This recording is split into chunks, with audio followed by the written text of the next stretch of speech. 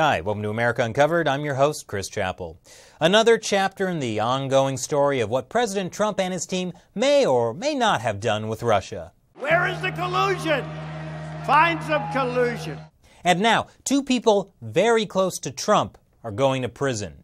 Former campaign manager Paul Manafort and Trump's own lawyer Michael Cohen. Manafort was brought down as part of Special Counsel Robert Mueller's investigation into whether Trump's campaign colluded with Russia during the 2016 presidential election. So now it seems President Trump is in deep trouble.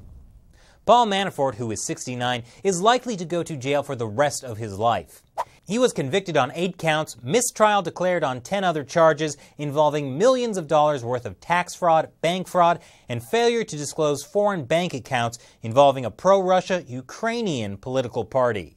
It also weirdly involved the company founded by Hillary Clinton's campaign manager.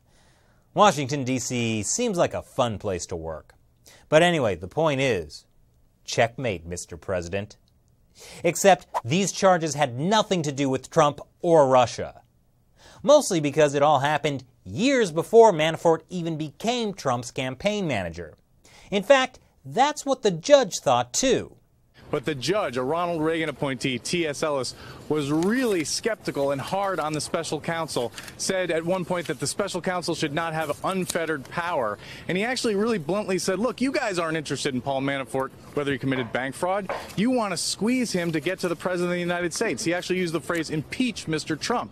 Oh gosh, I'm so sorry to hear the judge was being really hard on Mueller, but considering he's running an investigation that cost almost $17 million this year already, it would probably be good to reach a conclusion about the Trump-Russia collusion allegations that have been ripping this country apart for almost 2 years.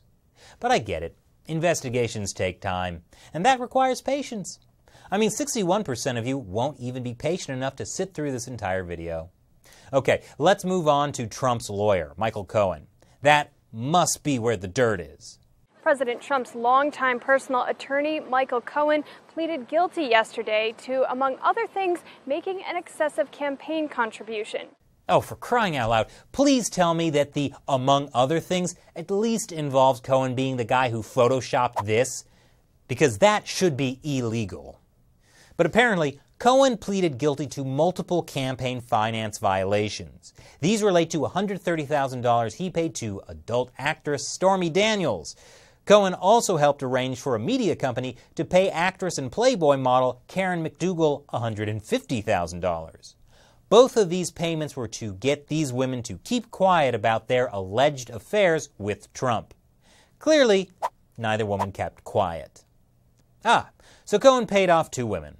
Also, he pleaded guilty to 8 counts of tax evasion. The case against Cohen was brought by the New York Attorney General, not by Special Counsel Robert Mueller. But the case still could potentially implicate Trump in a felony. Although, according to a former FEC chair, despite the guilty plea, Cohen maybe didn't violate campaign finance laws. You see, the prosecutors used a broad definition of what constitutes a campaign contribution. Was Cohen paying off these women because of the presidential campaign, or something he would have done regardless of whether Trump was running for president? Well, it'd be hard to prove that. The Wall Street Journal says it found evidence Cohen refused to pay the hush money to Stormy Daniels in September 2016, but then pursued it the next month after that Access Hollywood tape came out of Trump saying how, when you're a star, women will let you give them a special handshake. Still, difficult to prove if it weren't for the fact that Cohen said in court, I participated in this conduct which on my part took place in Manhattan for the principal purpose of influencing the election. And that is what could potentially implicate Trump in a felony. Imagine the U.S. president in danger of being impeached over a woman, which just goes to show Democrats and Republicans have a lot in common. Of course, the key difference here is that Trump didn't break the law by lying to a grand jury about it. And while Cohen pleaded guilty to a felony involving that campaign donation, that doesn't mean Trump is guilty of it as well. That's because, according to FEC laws, prosecutors have to prove that Trump knowingly and willfully violated the law.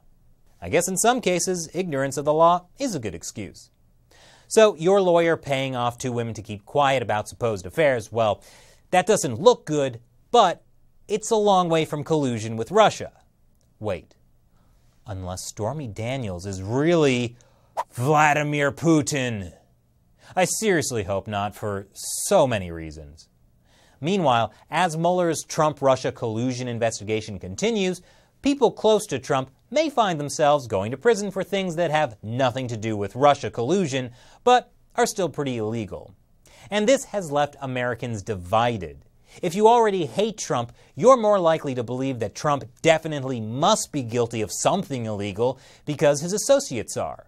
Or if you already like Trump, you're more likely to believe, see, there's no Russia collusion and the investigation is just a witch hunt.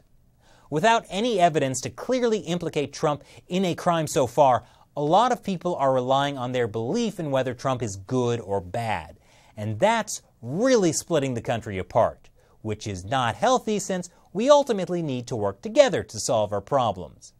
But when the Mueller investigation is over, at least then we'll have a definitive answer to whether there was collusion between the Trump campaign and Russia. What's that, Shelley? The public might never be allowed to know what the investigation finds? No! So what do you think?